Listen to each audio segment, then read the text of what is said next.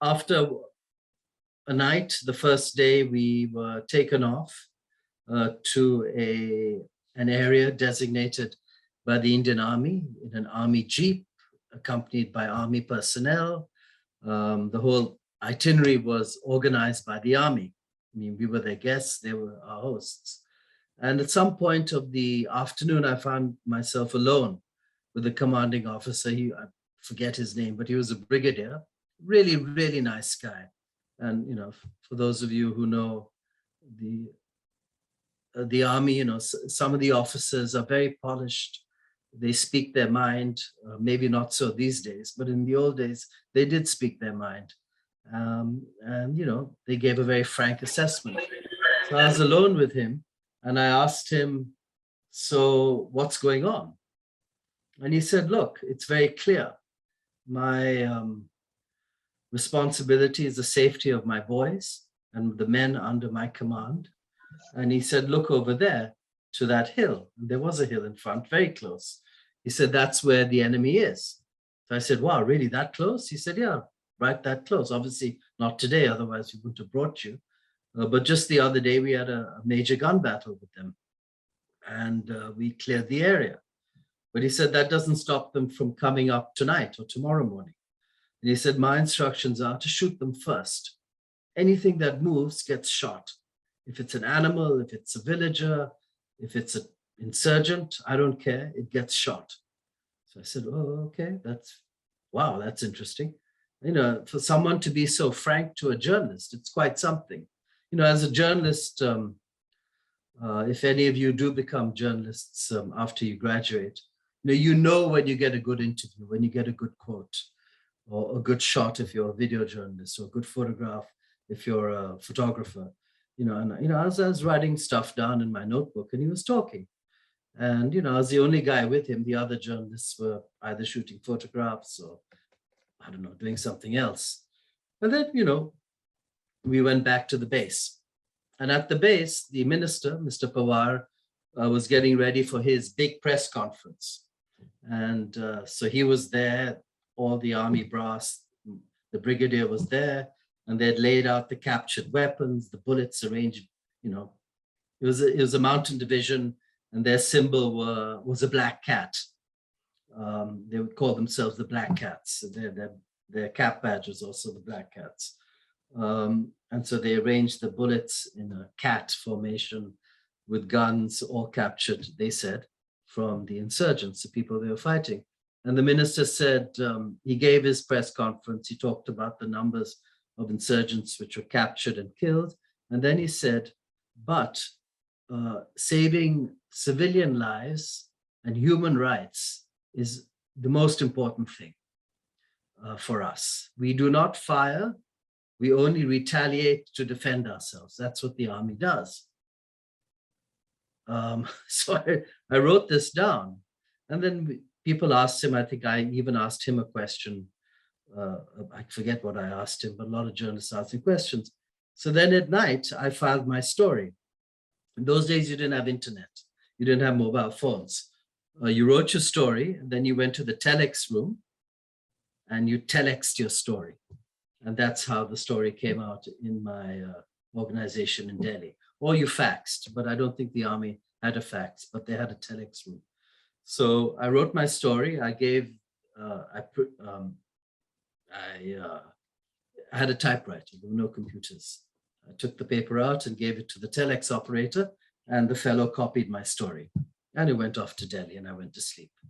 So my story was about the difference in views of the officer, the man in uniform, who was fighting, and the minister, the man in white, in chappals, who was the policymaker. One said, I will shoot anyone who comes over that hill. I don't care who it is. The other guy said, human rights is the most important thing in the world for us, and we do not shoot anyone but the bad guys. Everyone else filed different stories, but mine stood out and was picked up by several newspapers in India and overseas. And the defense ministry got really upset because it showed the minister contradicting, the army officer, and it also showed that there was a disparity. and that, apparently civilians were being killed, and human rights wasn't that important. And the army had a job, and they went and they proceeded with that job. But the politicians always have another job, and what they say doesn't really gel with actually what's going on. So my editor and the fellow who owned the news organization got a call from the defense ministry, from the minister's office, saying, who is this Sidhharha Dubey? How is he writing all this? So my editor stood up for me. He said, well, he was there, you took him, and I have full faith in him, and this is what he reported. But at the end of the day, I was taken off the defense beat, and I was given the Bharatiya Janata Party to cover. Elections were coming up, so I roamed around with Mr. Advani, and then I did some local Haryana politics as well, and got to know Mr. Chautala, the old man who was the chief minister at that time in Haryana. So I was taken off the defense beat. So I ask you, what was the first casualty in this scenario? Anyone can answer.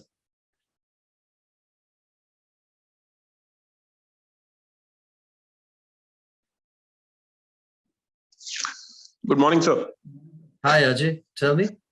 Sir, are you considering yourself as the first casualty in this? No, I'm here talking to you. I'm not a casualty. No, in the sense that you were taken off from the... that's okay. The beat was taken off and you were made to get into that. Is it that what you're trying to say, that I became the first casualty? No, that's a good point, Ajay, but no, I wasn't a casualty. As okay. I love guns. I love roaming around in conflict zones.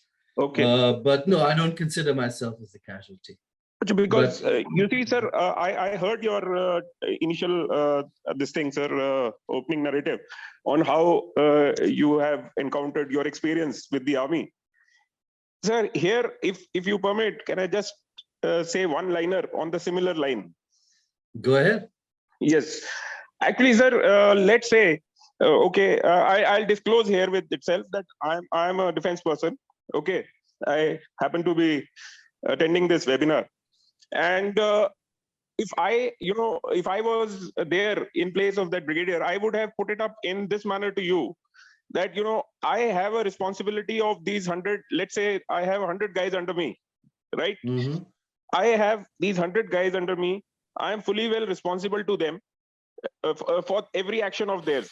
And my motive is one and very clear motive, that come what may, I should not have a single casualty. I may not get the enemy. I may not get... No, I totally, Ajay, I totally yes. understand that. But that's yes. not what I'm getting at. As a reporter's point of view, the first Correct, casualty so what, covering...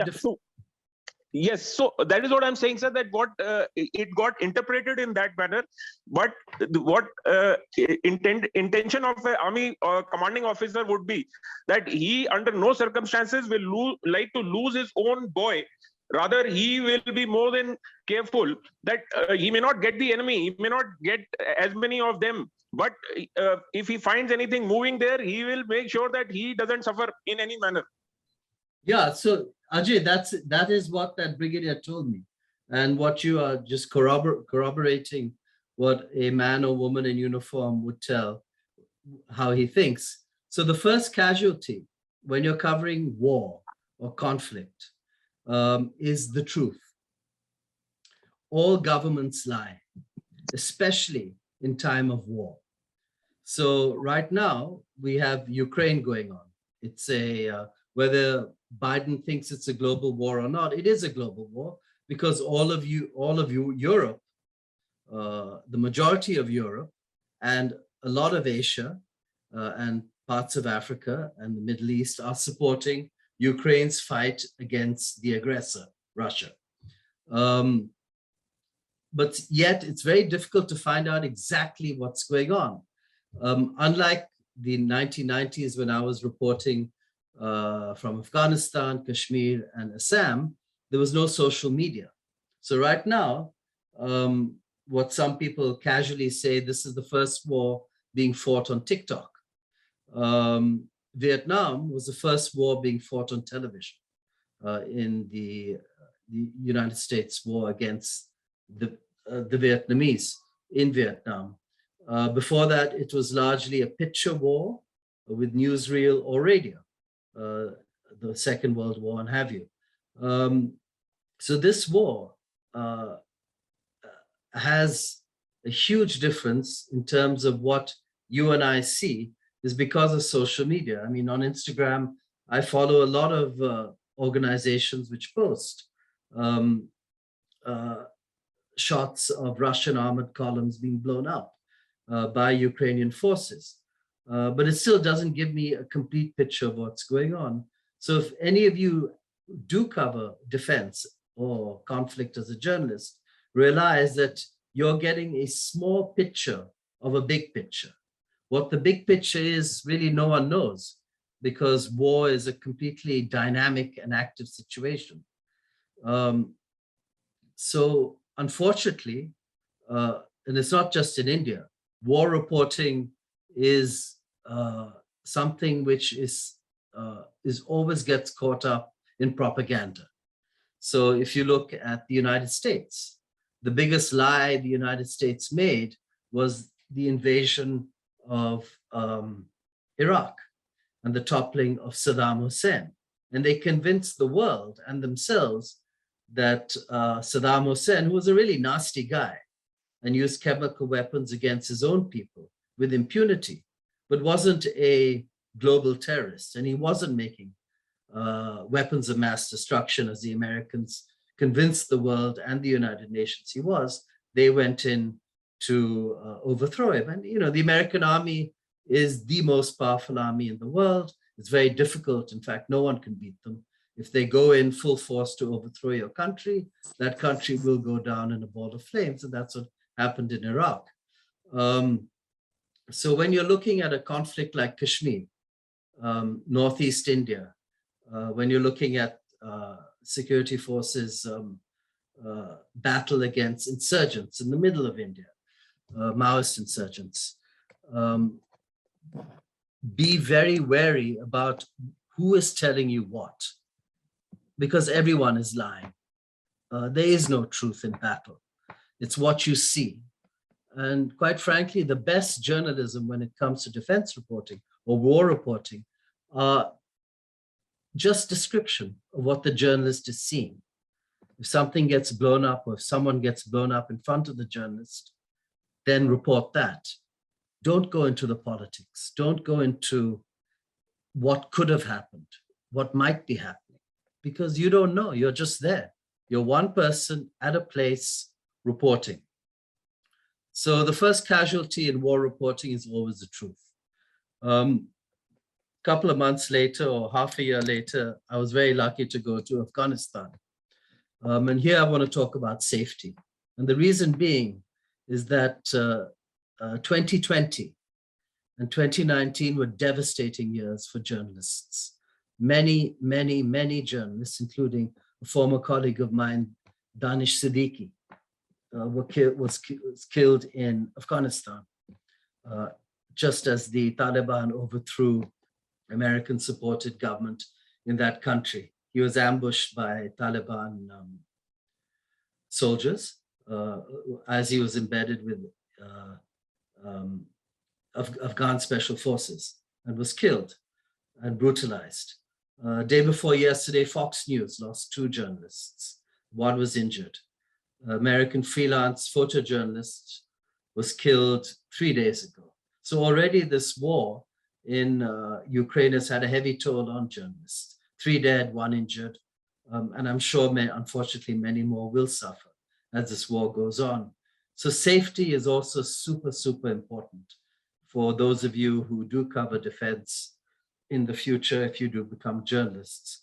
When I was in Afghanistan, we were asked to go and try and get an interview with Gulbuddin Hekmatyar, who is still alive. He's a warlord, not part at that time of the ruling council in Afghanistan. And so we went, we traveled by taxi on the highway. There's only really one highway out of Kabul into the mountains. And outside of Kabul, we were stopped by really, really big men, heavily armed, They were obviously Mujahideen. We didn't know which Mujahideen they were, because there's at that time there were so many different groups of different Mujahideens controlling pockets of Kabul, pockets of the country. And we were let through the first couple of checkpoints. And then as we got more into a rather remote area, these guys stopped us. And they were huge. I mean, they were as big as buildings with red beards, flowing salwar kameezes, and very heavily armed. They were different from the Mujahideen in Kabul who we were used to. So I got out of the car. They beckoned to us, come here, come here, come here. So I got out of the car because I was the correspondent, and I greeted them, and they greeted me, and they said, who are you? Where are you going? So I said, very respectfully, I said, I'm so sorry, I don't speak your language, but I'll speak in English. So already strike one against me. So I said, we're journalists. So the fellow said, oh, I hate journalists. So strike two against me.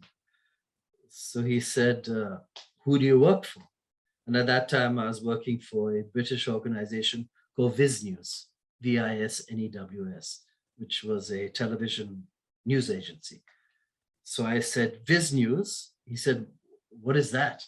I said, it's a British organization based in London. He said, I hate the British. So strike three against me. And that time I knew that I was going nowhere. So he said, anyway, where are you from? He said, you're not British. And I said, yes, you're right. I'm not British. I'm from India. He said, I hate Indians. So strike four against me. And he said, look, you look like a good guy. You're not getting through here. There's no chance. He said, you have two options. One, I will shoot you and all your people in your taxi, or you turn around and go back to where you came from, Kabul. So there was no debate. So I said, you know what? It was good to meet you, and I will leave you. So we turned around. We did not get to meet Mr. Hekmatyar, but we came back empty-handed, but we came back intact.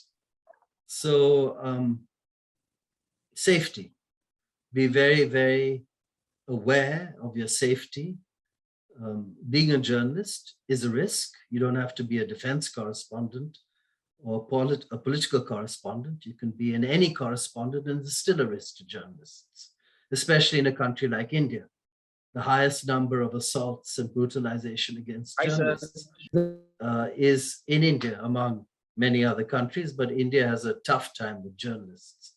So another story I covered in India was the destruction of the Babri Masjid in Ayodhya, Uttar Pradesh. It gives you a sense of how old I am. I'm 54 years old. And I was a very, very young reporter at that time. And, obviously it was a massive story in UP. So, it's very easy to get to Ayodhya from Delhi. It's a quick car ride. I think we went by car, I forget. Anyway, it's pretty easy. But obviously the whole of the press corps, global press corps, was in Ayodhya to see what was going on. And you know the story, so I don't need to repeat that. But it was an amazing story for pictures. And at that time I was working for the same news organization, and we were shooting it. It was chaos, as you can imagine. And at some point, after the mosque was more or less destroyed, the cops were told to shoot live rounds because it was getting too much to control. And obviously the order came from the top, just disperse this mob and use live rounds. So they began shooting. First in the air, and then no one listened to them. Then they began shooting at people. So we didn't know what to do. Are we filming from the side of the police? Are we filming from the side of the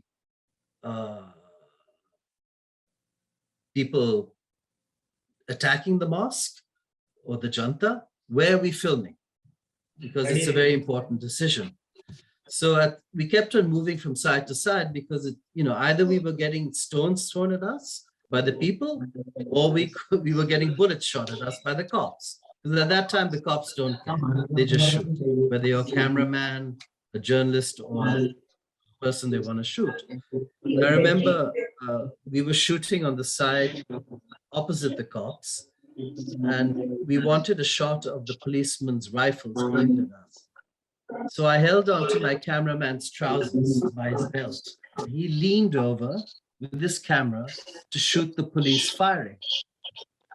And there was, and we kept on shooting. There's one sequence of shots where the bullet whizzed by our lens, and you could feel the heat of the bullet as it went by us. I was behind him holding, and he was shooting.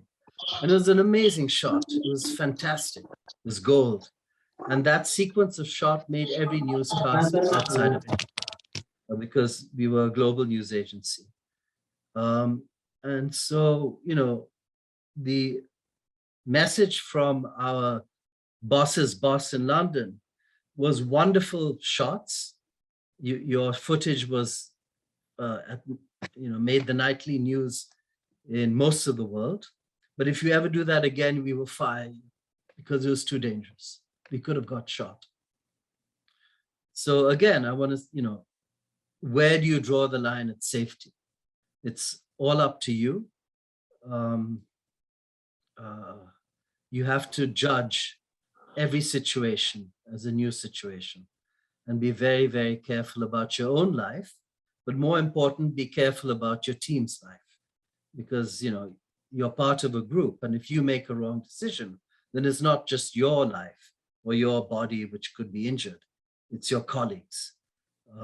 So again, a lot of journalists die under gunfire or being bombed, like the people just recently in Ukraine, by being at the wrong place at the wrong time,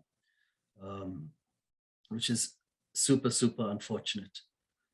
And that's exactly what happened to Danish Siddiqui in Afghanistan when he was killed towards the end of last year. In regards to Ukraine, given the title of this seminar is Ukraine, be very wary about bias. There's a lot of bias. The American media has bias. The Indian media certainly has bias. If you're sitting in Beijing, China, they have bias. It's state controlled. Same in Russia. The Russian media has bias. So at the end of the day, you watch television, say you're sitting in Bombay, and in Pune, and you're watching TV and you're wondering what the heck is going on, because my newspapers are saying this, my government is saying this, the news broadcast is saying this. I really don't know. I'm sitting here in Pune. Ukraine is so far away. At the end of the day, it's up to you. You have to make a judgment call. You read the newspapers, you look at social media, you watch the television. It's like cross-training. When you go to the gym, you do a mix of stretching, core, cardio, weights, right? Do that when it comes to consuming the news and make up your own decision. Because if you read one newspaper all the time or listen to one channel all the time, it is biased information. Indian journalists tend to support what their government is saying. Same with American journalists. I'm living in the United States now and I'm watching the news. It is very, there is a bias towards it. And they don't even pretend to hide it. Same thing when you watch Indian news, there is a bias towards it, especially when it comes to reporting a place like Kashmir or reporting what's going on in Ukraine right now because of the government of India's stand. So, for us, it makes our lives difficult because we're in the business of trying to understand and reporting the truth. So I see Tejas has his hand up, and it's always more interesting when we have a Q&A. But I just wanted to leave you before I stop speaking, and maybe Tejas can begin by asking the first question, is the most important question to ask when reporting a story, any story, is why. And often why isn't available right then, but always ask why. Why are you doing this? Why is this happening? You may not get an answer there and then. For instance, you go and report a building burning down. Why did the fire start? No one knows. Was it an electrical malfunction? Was it arson? Was it negligence? Someone's cigarette lit a curtain on fire. I don't know. Was it a gas stove? No one knows. But don't jump to the conclusion. Keep on trying to find out why.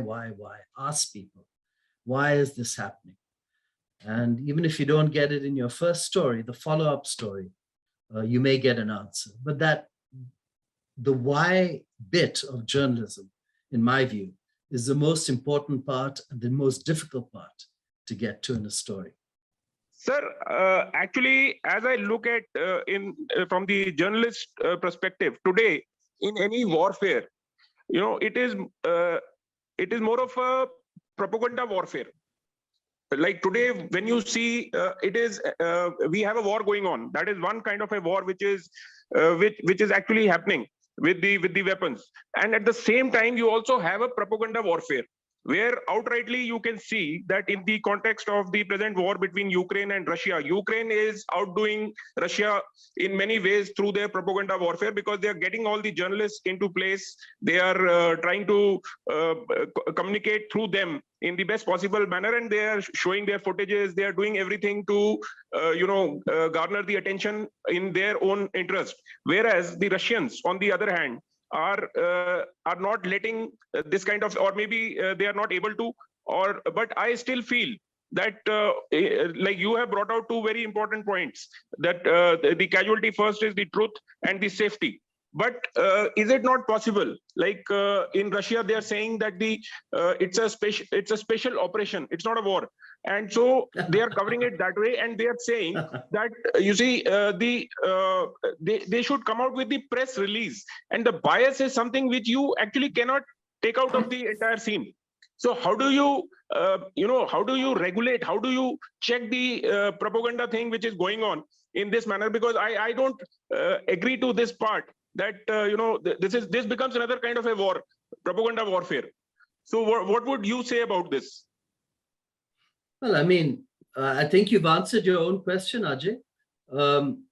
Every government, every organization, whether you're the army or you're Microsoft or Reliance or the Tata Group, you have a press department, right? The Indian Army has a press department, Air Force and Navy, the Border Security Force, everyone, the police.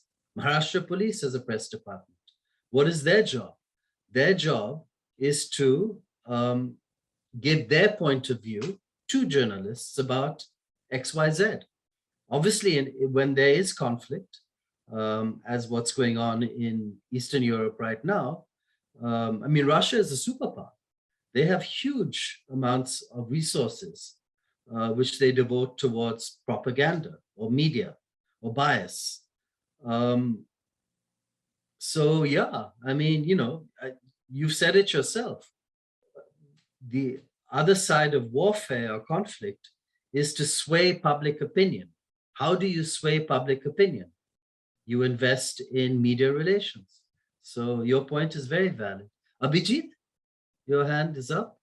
Yeah, first of all, really thanks for this lovely session. In fact, there were many relevant points, and I could join only in the second half of the session. Specifically, I liked the point where you highlighted that continuously asking the question, why can make a lot of difference. I would just like to add here, as in, of course, your experience is vast, that as a researcher also, this question of why makes a lot of sense, and we can actually get to the helm of the things. So really thanks for that. Also, one quick query, would be great if you can share your thoughts. I think just now we had a point mentioned that nowadays it's no more a regular war. We have something like a hybrid war, where it's not just the army or the defense, even the social media can come into picture. Specifically considering the scenario where we have one opponent like Russia, and if I can use the term, a headstrong opponent like Russia vis-a-vis somebody like Ukraine.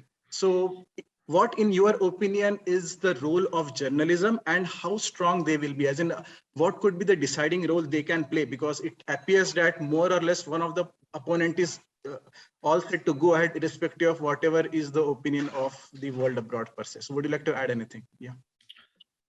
A great question, and thank you. Thanks for asking it. Yeah.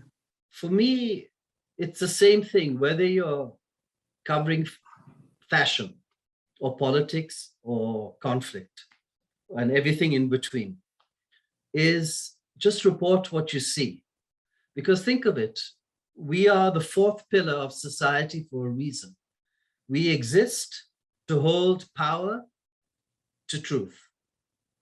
So politicians, industrialists, celebrities, people of influence, money, and power do not get away with bloody murder, which is what, power goes to your head. You can be someone like Barack Obama, who is, I guess, among the friendliest heads of state in recent memory. But under Mr. Obama, the drone campaigns against Iraq and Afghanistan were the heaviest ever, more than George W. Bush and more than Mr. Clinton. So we exist, journalism exists as a check on these people. So for instance, if you're covering business and you're looking into a merger and acquisition done by the Reliance Group on X company, then you talk about anti-competition, which is obviously against the law in most countries, especially in a developed economy like India, which is a developed and very large economy. But then you wonder why anti-competition doesn't really come up when Mr. Ambani acquires companies. Ask why. And you're smiling, Abhijit, so I think you know why. So you know what I'm saying. Why is this happening? Absolutely. I mean, there are a few truths, or rather, I will say there are a few situations which have to be faced and confronted. And very rightly, as a journalist, as a seasoned journalist, you maybe sort of did highlighted the relevant point here. Really, thanks, Sidharth, as in you did address the point. Appreciate it. Thank you. Anyone else? I just realized there is not just this screen, there are 5 screens here. So I think we have about, I don't know, 50 people. That's huge. Wow. More than 100 people have joined. More than 100 people, Professor. Yeah. My classes at Ashoka at the most are 23 people. I get very upset when they give me more than 23, 25 people. But this is amazing. So I have a question. Yeah, for please you, go ahead, Sid. Professor. Yeah, Anand. Yeah, this is Vasundhara. So do you feel that a political science background can be helpful for war reporting, as a global politics could be involved in war reporting? Absolutely, and as well as lawyers, a legal background. Because right now, we're debating whether Mr. Putin is a war criminal. What is a war criminal? I don't know. I'm just some fellow sitting here in Evanston, Illinois.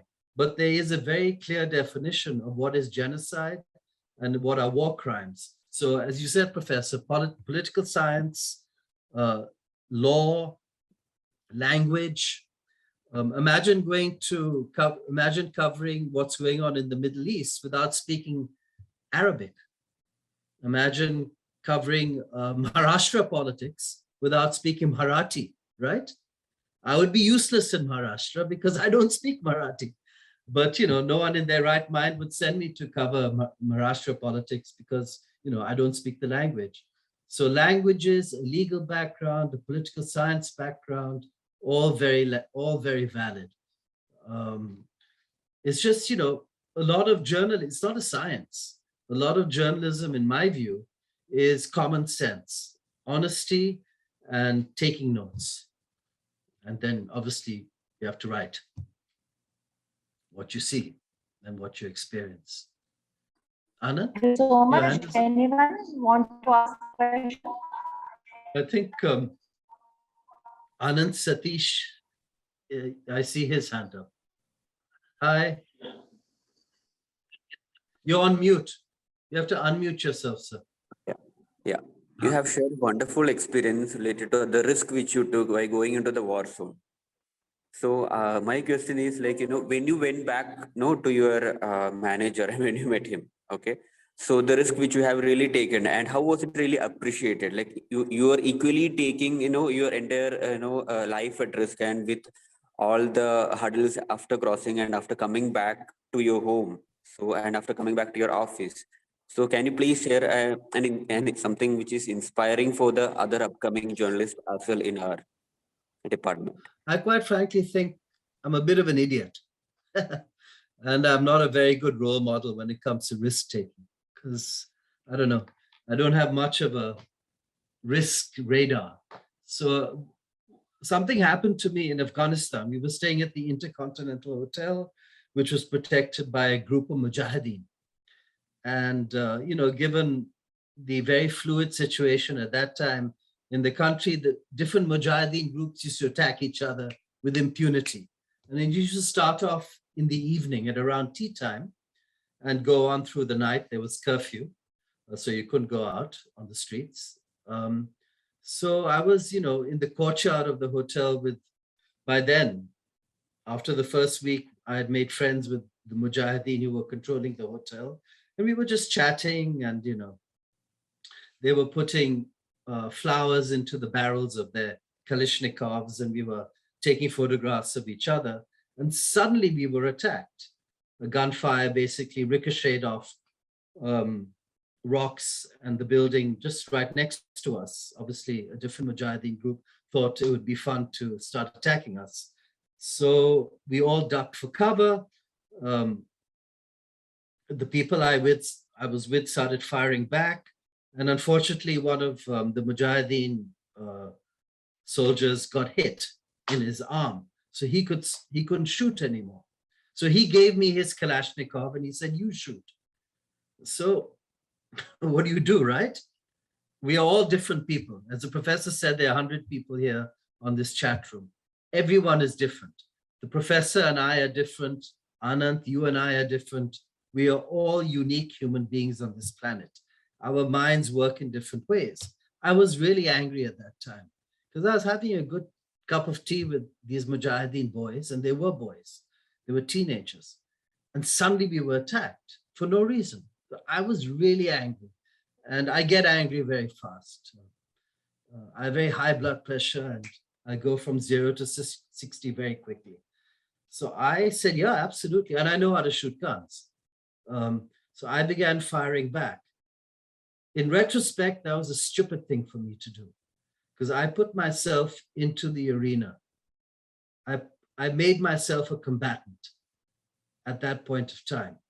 We as journalists should always be non-combatants. Always, always, always. It's like going to the mosque or the temple or the church or the Gurdwara.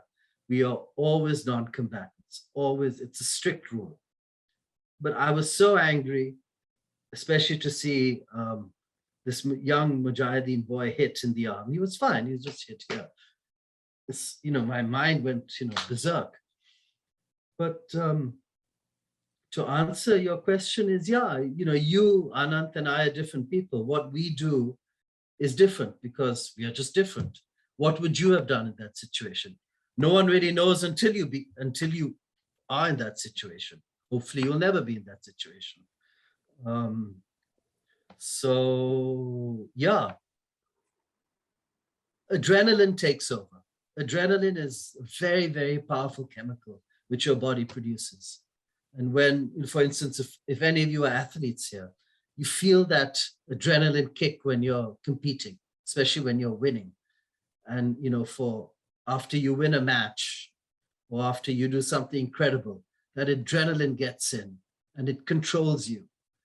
It's a very powerful chemical. And, it kind of overrules my mind. I think I have 4 brain cells in my head. It's very easy to overrule my brain cells. Someone has asked me what motivates you to, right now I'm a professor, so I sit at home and chit chat to wonderful people like you. But when I was younger, I love conflict. I love battle. It's a very strange thing to say. I still get very excited, when I watch things on television.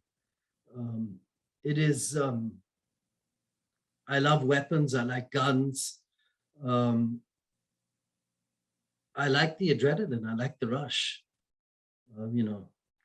Some people like fast cars. Some people like I don't know, fancy suits. I like this. I like what I do. I love journalism. I think it's a great, for those of you who become journalists, it doesn't pay well, not much respect, but it's a really, really noble profession. And you feel good. I used to feel good. I still feel good, but I used to feel good writing my story or whatever, doing a TV story. Anyone else? Hello, sir. I have, this is Sanika. I have a question. Hi, Sanika. Sir, I have a follow-up question for your talk and everything. So, as journalism students, they take up the beat, you know, when we talk about journalistic language, so there is what kind of language is necessary, and how can we be politically correct? Or, you know, I can use the word sensitive while writing the news. Outstanding question. So, I mean, you have to follow the style guide of your newspaper or the organization you work for, television station, radio station, online service. Everyone has a style guide. Times of India has a style guide. Reuters, Associated Press has a Times guide. The Hindu has a style guide.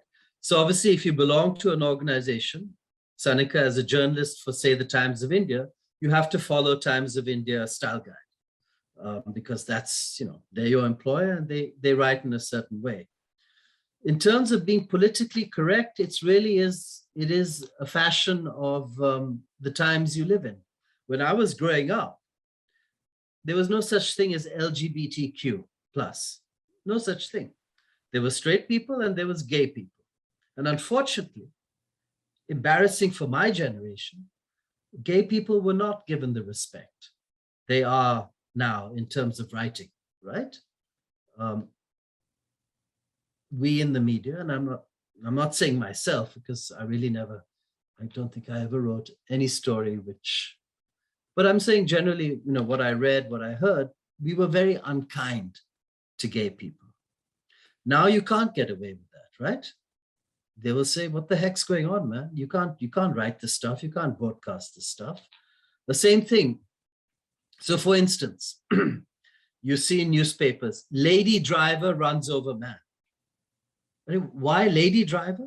So that means when a male driver runs over another man, they will say man driver, male driver. You never read that, right? But you'll always read lady driver. Why?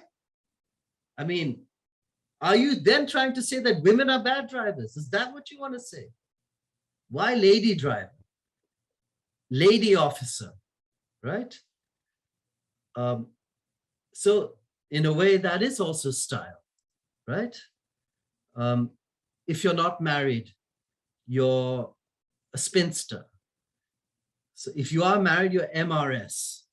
But for men, there's only MR, right? So again, why are you highlighting the fact that this lady is married or single by putting MRS or MISS? That's also a style and that's bias. So again, it's, Sanika, the times you exist in. Your generation is very different from my generation. And, my thing is, it's your duty, our duty as journalists is never to put down a community or gender or a sexual preference or someone who does something differently. Never put that individual down, right? A group.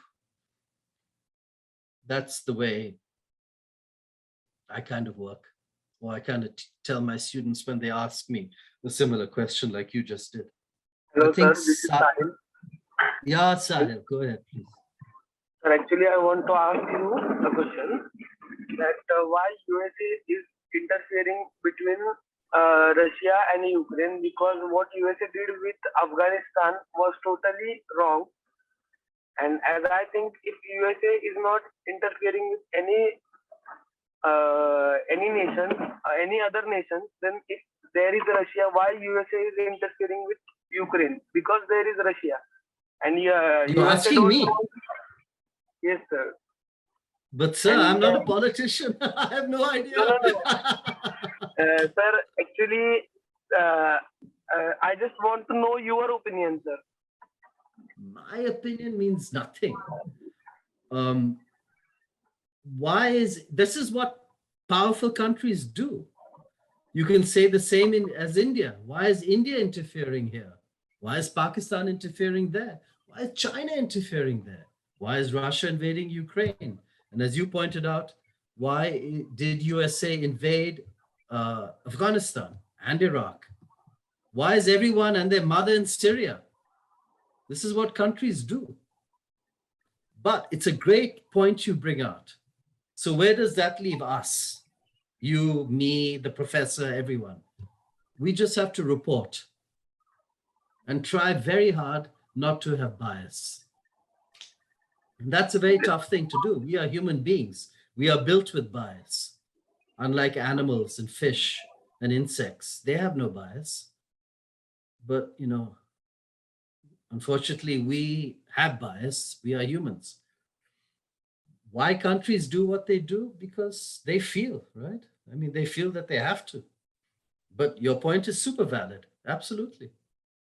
You know, when you guys read a story or you watch a TV story or you listen to a podcast or the radio, ask yourself, again, why? And what's the angle to this story? What's going on here? What is the broadcaster trying to tell me? Or the author of the newspaper or magazine article trying to tell me here? Why is she writing or he writing this way? What are they trying to say? Ask yourself. What I often do is I take a red pen or, you know, a colored pen and I circle stuff and I point an arrow here. I try and break down the story.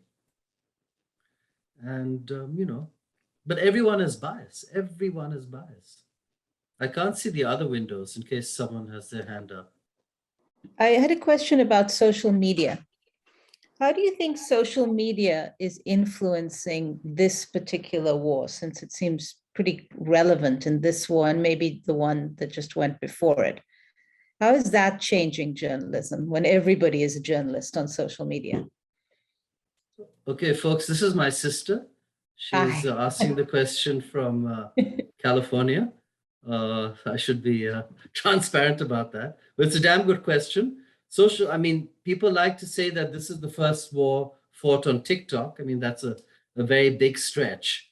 But social media here basically brings immediate information to your mobile phone, because the most consumption on the planet, whether you're in Pune, San Francisco, Nairobi, or Ibril, is through this. Not really through the laptop, and no one does computers anymore or desktops. It's mobile.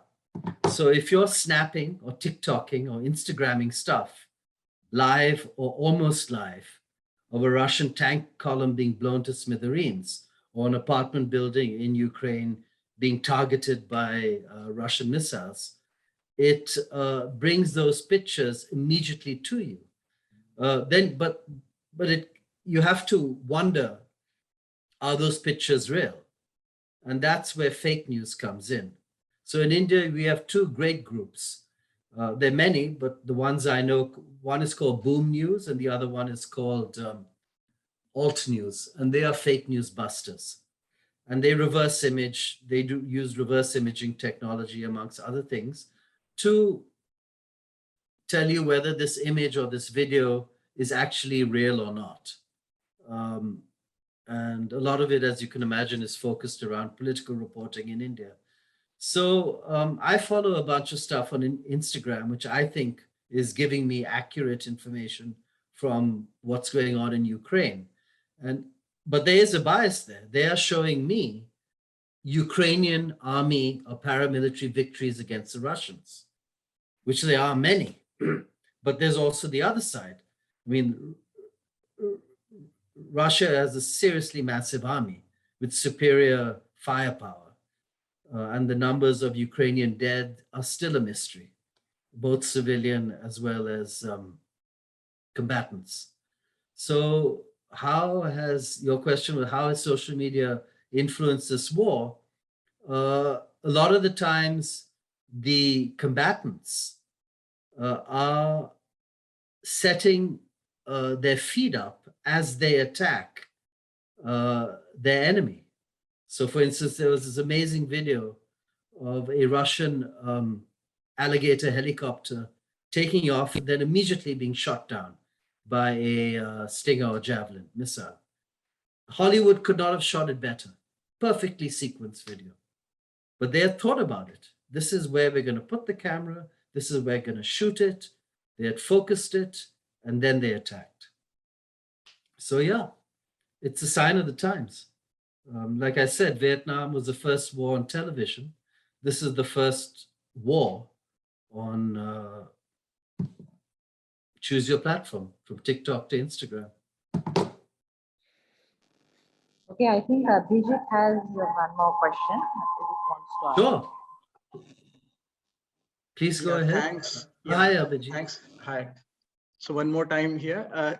Actually, first of all, really thanks for that incident which you shared. As in, I'm sure not many of us are going to face situation like all of a sudden you get a Kalashnikov in your hand and somebody is asking you to shoot.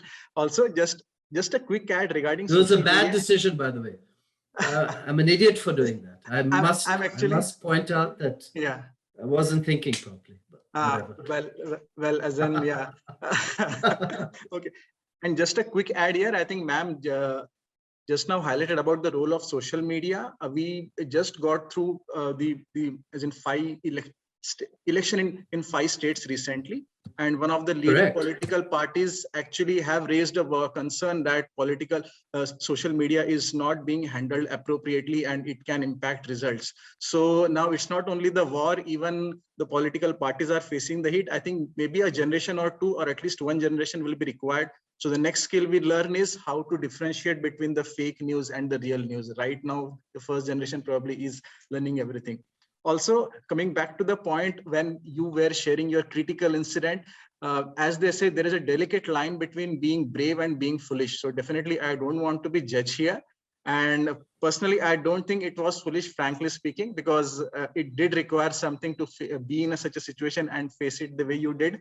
Apart from that, the query is that, as they say, somebody is actually born to be a painter, somebody is born to be a journalist. Maybe within journalism or media, somebody would like to sit in the studio, somebody is there right on ground zero or in the field. So when it comes to war reporting, now that you need to have some sort of risk appetite, do you think there could be certain breed of people who are actually made to do war reporting rather than just sending anybody to handle the situation, from your experience? Wow, that's a very deep question and a good question.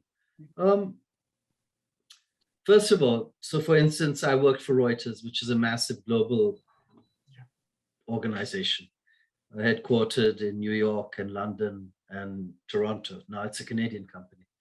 So 3 headquarters, employing hundreds of journalists all over the world. Out of those journalists, very few are active war correspondents. Why?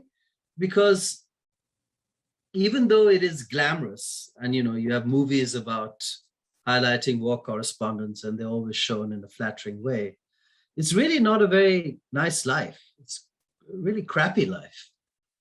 1, there's a danger to it. 2, there's no stability to it. 3, you literally visit the world in the world. Think about it, right? Places which are being shot up, a lot of mutilation going on. And what have you. So in a big newsroom like Reuters, 2 or 3 people might be active war reporters who get a rush out of going from Syria to Afghanistan to Kashmir to Ukraine, wherever, right? There's so many wars all over the world in all continents. Your question was, is there a sort of person? I don't think so. I just think some of the best reporting of conflicts in recent times, since the Second World War, have come from women. And if you look at them, they're just, you could pass them on the street. They're average. They're just regular people.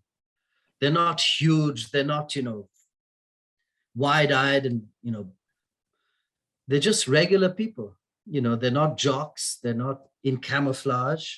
I always find it funny when the journalist dresses like the soldier. I don't know why. Why is the journalist dressed like a soldier? Does he or she want to get shot at? You see someone in camo, that's the enemy. You start shooting, right? No one looks for press here, press there. So I'm always wondering, why the heck is a journalist dressed as a soldier? The journalist should be wearing a yellow flak jacket and look everything but like a soldier.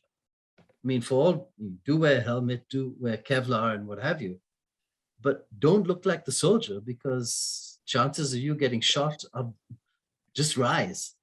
So I don't think there's a special type of person. It's just reporting at the end of the day. It's just regular reporting. You could be sitting at the headquarters of the Bharatiya Janata Party or the Samajwadi Party taking notes on what the dude is saying, or you could be at the Reserve Bank of India, a quarterly report coming out, or you could be,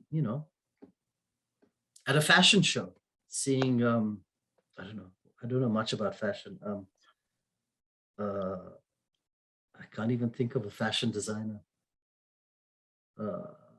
Anyway, Raymond's fashion show, seeing the latest Raymond's fashion coming out. It's the same thing at the end of the day. It's putting what you see, putting it down on paper, asking questions, and then crafting a story. So yeah. Really, thanks. In fact, yeah, because this question was something I think only a person as in who has actually been there, done that experience, can actually share his thoughts. Excuse me, sir. Mr. Aurora, yes. Sir, here only, if I have a personal opinion. I'm just saying, sir, that as we just discussed, as you said that for war reporting, I felt that in war reporting, the person should have some kind of a basic knowledge about the equipment, about the strategies, about the scenario, what is being reported upon. Because in the latest instance in Ukraine, if you see that the reporters have gone on to say that the vacuum bomb has been, applied and it has been used in the Ukraine territory, but not realizing as to what is a vacuum bomb is as good as another atomic bomb. So if as you say, outstanding question. I mean, what you say is absolutely correct.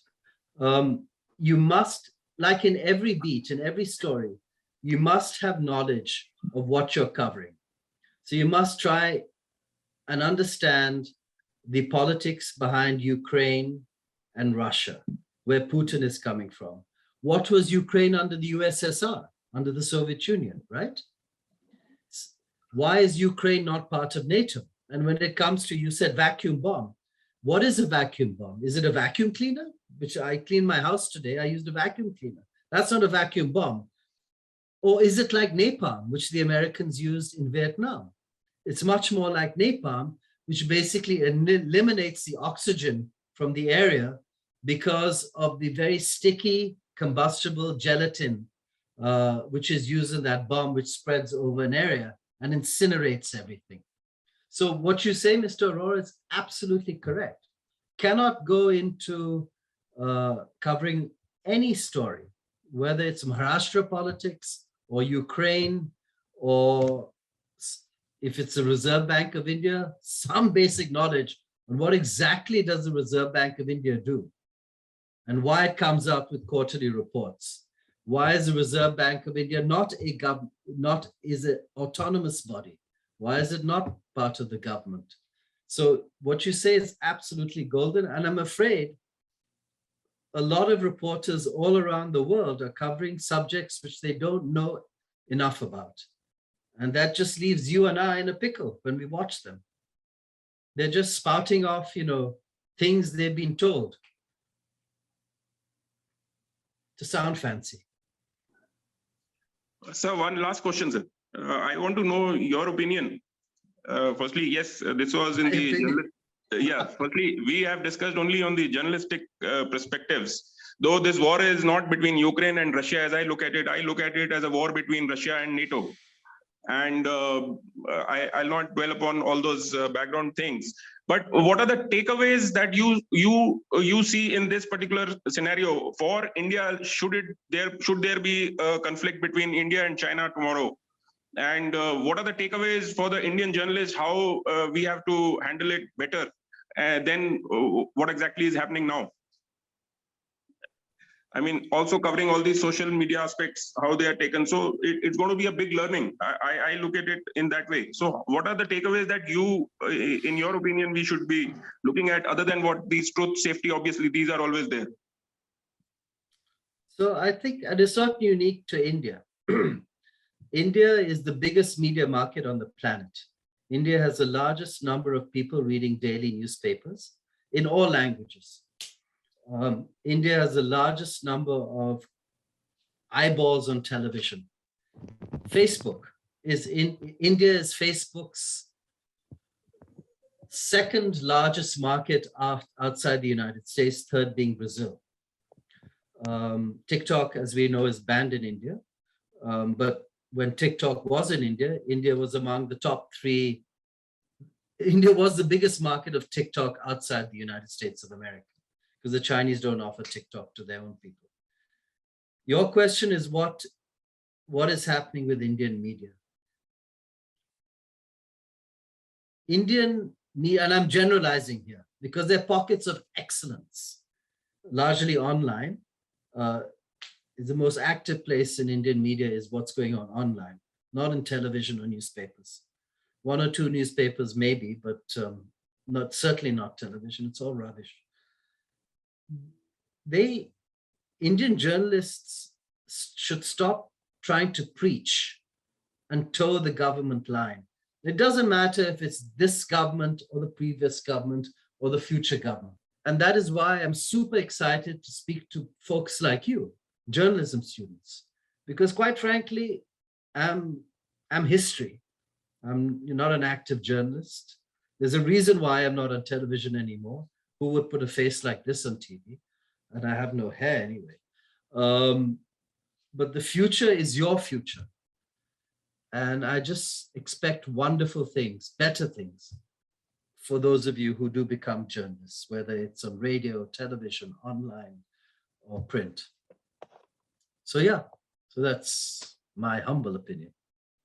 Thank you so very much, sir. Just that I wanted to also hear from you on that aspect. That US has been able to somewhere, block Russia in all manners by pulling out the Facebook and all the social channels. So, like tomorrow, let us say if it is between China and India, how should we be prepared in case we are blockaded in a similar manner? And we shouldn't be able to get sabotaged in that manner. And this media warfare is another tool of a war. So shouldn't we be, how can we prepare ourselves for that? So after the Chinese aggression,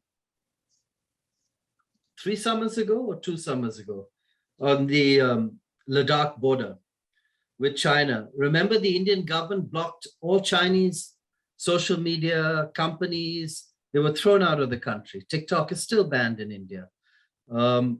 So India is doing the same. Obviously, the power India has is much less than the power the United States has. So, for instance, Turkey, here's an example. Turkey is a steadfast supporter of Pakistan and Pakistan's view on Kashmir, on the valley. However, Turkey makes some very, very good weapons at a very, very good cost price, right? Drones, rifles, armored vehicles. At a much better price than Russia and the United States and Israel and France and India's traditional buyers. Yet India will not buy from Turkey because of their view on Kashmir and their support of Pakistan through the decades in the United Nations or what have you. So there's a ban on Turkish arms because of this. So, India also imposes, if China and India go to war, which I hope will never happen, it'd be disastrous. your question was, will Facebook and all the American companies exit India? I don't think so, no. India is a strategic ally of the United States. A war or aggression or conflict with China, obviously, I don't know what's going to happen in the future, so this is just me thinking out aloud. It would be the opposite, I think. The United States would not pull out of China, but they would put a lot of pressure on China to stop what they were doing in India if it ever came to conflict. And the United States, if India wanted, would support India in that aggression against China, or defense, India's defense against China, if that was to happen. Hopefully it will never happen again. Thank you so much, sir. Thank you, Mr. Arora. Yes, sir. This is Pooja Maheshwari. So my question was, as you said, this is a war being fought on TikTok or social media. And someone said that. I'm just repeating. Yeah. I didn't say. Yeah. And every day we see different, threads on Twitter named, what's happening in Ukraine. And recently we also saw a TikTok being viral where a girl was showing her life in the shelters. So I think maybe this is the time that gives rise to many citizen journalists too. But as professional journalists, we have a duty to be unbiased and report exactly what we see. So do you think this sometimes becomes a barrier in our reports? No, not at all. I think it's if anything, it keeps us as journalists honest. So, for instance, again, I'm your editor and I send you, Pooja, to cover a fire. Building burns down. So you go there. Obviously, you see what's going on, you take notes, and then you ask the fire brigade, what happened? The fireman will tell you, well, this happened, this is what we did. We've deployed 4 fire engines. We've rescued 60 people. But we know that people who have, died in there, we don't know who they are. Then you go to the cops and you get their statement. And then you say, well, I need to know the casualties. What do I do? Well, then you have to go to the hospital. Because good journalism says that a death toll or injury toll you can only get from the hospital, from no one else. You go to the hospital, doctor says, you know what? We've been getting burn victims all evening. Right now, we have 4 people who succumbed to their injuries, 2 are on life support, and you write that down. You write your story. But obviously a death toll is always updated. But at that point of time, you write 4 people dead, 2 on life support, according to Dr. Sidhharha Dubey at Sidhharha Dubey Medical Institution, because that is a fact. That doctor has told you that. What you shouldn't do is saying, and the possibility of more deaths is imminent. How can you say that? No? It may be true that more people will die, but you're jumping to a conclusion. So why are you doing that? And a lot of people do it. Just watch a story on TV. These guys are grabbing, it's like fiction. You're going to the fiction department in a bookstore. They're just grabbing things from left, right, and from the air. It's like magic. They've got magic facts coming. So, just report what you see, what you're being told, verify. For instance, if you're covering politics and you go to one party, you go to me. I am Sidhharha Dubey party. And you say, Mr. Dubey, what do you think about your opposition candidate, Ankit Shukla? I say, Ankit Shukla is a terrible person. You know what? He has killed 50 people. He has burnt down. That is my opinion. I am out to get Ankit Shukla because he's my opposition candidate. Then you write that. And you quote me, obviously, but that's not responsible. You need to go to Ankit Shukla and say, Sidhharha said this about you. Is that true? What do you have to say? Ankit Shukla would say absolutely nothing of the fact. I'm a very pious man. I, love human beings. In fact, I've donated all my money to my community, etc., etc. So just report be honest in your reporting. That's all, no matter what you're covering, right? Okay, thank you, sir. So that's all I have to say. Yeah. Good morning, everyone. Again, I am here for a vote of thanks. So, such an enriching experience and lecture we all had in the morning right now. So, I, Sanika Kulkarni, Faculty of Department of Journalism and Mass Communication, thank you, Sidhharha sir, on behalf of the entire department for taking out your valuable time and conducting this lecture for all our faculty and our students. I thank you all again for being present in this lecture series. Thank you very much. And I wish you all the very, very best of luck and a wonderful semester. Thank you, Professor. Thank you, Sanika. Thank you so much. Thank you so much. It was indeed an Thank you, sir. insightful session. Thank you, sir.